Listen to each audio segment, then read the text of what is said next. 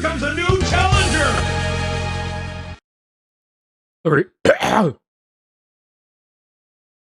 What's up, guys? My name is Elden. Welcome back to another KOH video. In today's KOH video, we are going over Raphael, the Light Nat 5 that I currently have. He's one of the Light Nat 5s that I currently have, actually. But before that, go over and check out my other video. Go show it some love. It's about something else, but check it out. I bet you'll enjoy it. So, let's just jump right into the video.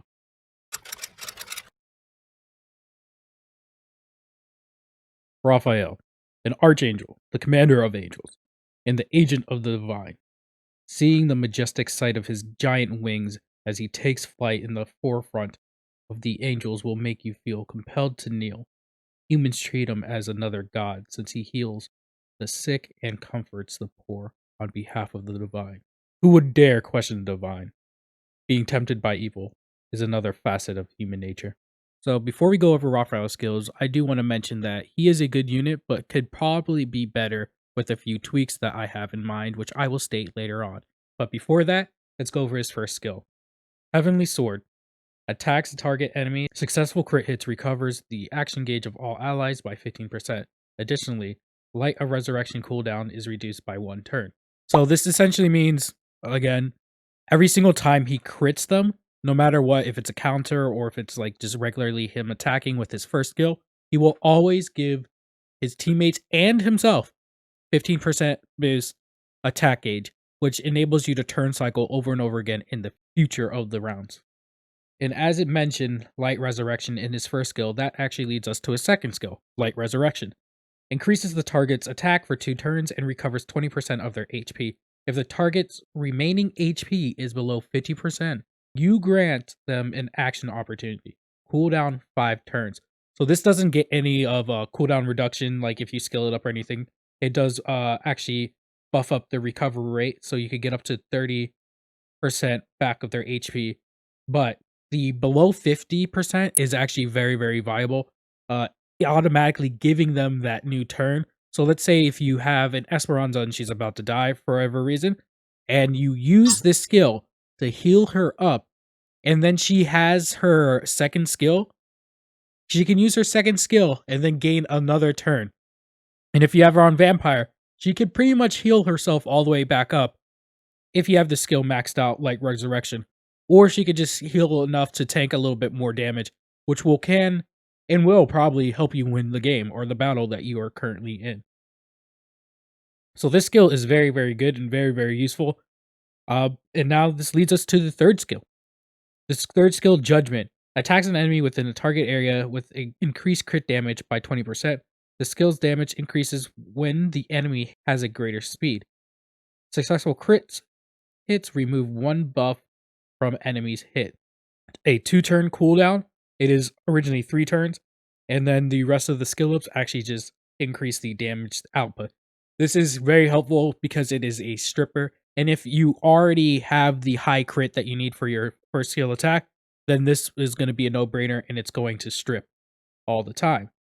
So it's very, very helpful, and it does a bunch of damage too if you have high crit damage on it. The only thing that is kind of meh is that if the enemy has greater speed, that's just meh in my opinion. Because I like to build my units fast, I don't like to have them slow, and he's not a tank per se, so there's no real point of having him slow other than the skill. So this kind of just messes with everything, especially with his turn cycling abilities. You do want him to go more turns. So it's very weird to have that little stipulation on it where the enemy has to have greater speed than you. Now to his fourth skill, technically his passive, Heavenly Archangel. At the start of a turn, Raphael removes 1 debuff from an ally with the lowest HP. Raphael gains 10 increased attack each time he receives a direct attack. Can stack up to 4 times and resets after using an attack skill. So this would go hand in hand with him being a little bit slower, but again, you're already turn cycling, so you're going to get more turns this way by having like him constantly crit and stuff like that. So it's kind of weird, and there is no visual indication that he is getting this attack up. It's just kind of there. Like They need to add a visual indication, like a little buff thing counter when he does get attacked. Before we go over the places that he is good to use at, I do want to talk about the amendments I would make to him if he's ever going to get a buff in the future. Because he is a light dark net 5, he should have like a pretty balanced kit. His kit's kind of weird, in my opinion, for him not being a tank and him for being an attacker. So I want to go over Raphael's skills and how I believe he should be buffed and changed for the better. Some people might not like this buff, but I think it's more of a all-around type of buff, and it doesn't really make him OP. It just makes him more viable, and then makes his synergy of his skills a lot more consistent with each other. The first one would actually be his first skill, Heavenly Sword. As I said, when he crits, he gains 15% attack gauge for all of his allies. I think we should get rid of this. Wait a second, let me explain. It will be put in a different category, but I think we should get rid of this and then actually put it as his first attack skill causes a provoke. A single turn or a 2-turn provoke doesn't really matter in my opinion, but it should cause a provoke. Since it is a single target attack, that doesn't make it OP or anything like that, so it is very viable. So it causes units to attack him. His second skill, I would actually keep it pretty much the same. I would just make it so that once you heal someone, it also gets rid of 1 debuff or 2 debuffs, depending on whatever, if you skill it up or whatever, along with everything else that it already does for his heal. His third skill, I actually believe that it's pretty good as it is. Just get rid of the enemy has to have greater speed.